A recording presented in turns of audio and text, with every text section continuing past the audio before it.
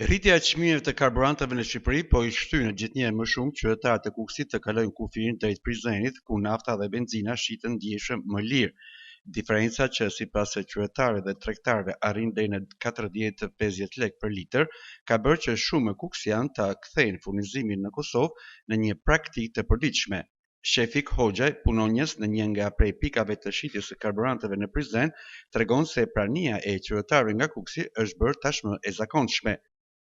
Zakonisht e kemi përditshmëri me qytetarët e Kukësit, ata zakonisht vinë se shkak është çmimi. Çmimi është 50 cent më lirë te ne dhe për atë punë e kanë gjetë si strej Kosovën dhe normal si gjithmonë edhe për post naftës ata marrin gjëra të tjera, kanë pazarin e Prizrenit, që furnizohen me ushqimore me gjëra të tjera.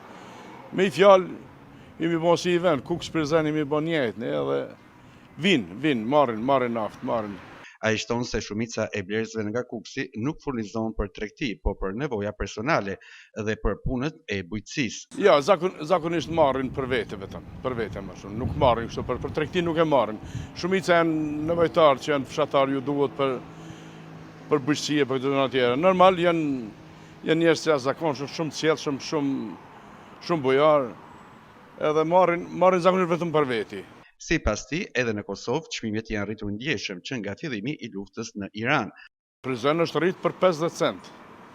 Për ditës që ka filluar lufta këtu, për 50 cent më shumë është. Sa është aktualisht? 1,75 është nafta, 1,42 është benzina. Çmimi varion gjitha karburantët apo? Zakonisht plus minus janë të njëjtë. Mund të ketë dikush që ka transportin e vet ndoshta edhe mund ta jep më lirë, po plus minus afron të 2-3 cent që gjithë janë të njëjtë. Krahasim me Shqipërinë pak. Krahasim me Shqipërinë 50 cent më lirë këtu, po. Inshallah pa në nalët lufta, po edhe për ne shumë e shtrenjtë. Normal për standardet që ku na jetojmë, është çmimi shumë i lartë është. Me krahasu me tarnat që marrin për shembull, çmimi është i jashtëzakonshëm. Përgjithësi po flas, jo vetëm ne, se ne edhe nuk jemi keq shumë, por përgjithësi po flas shumë keq.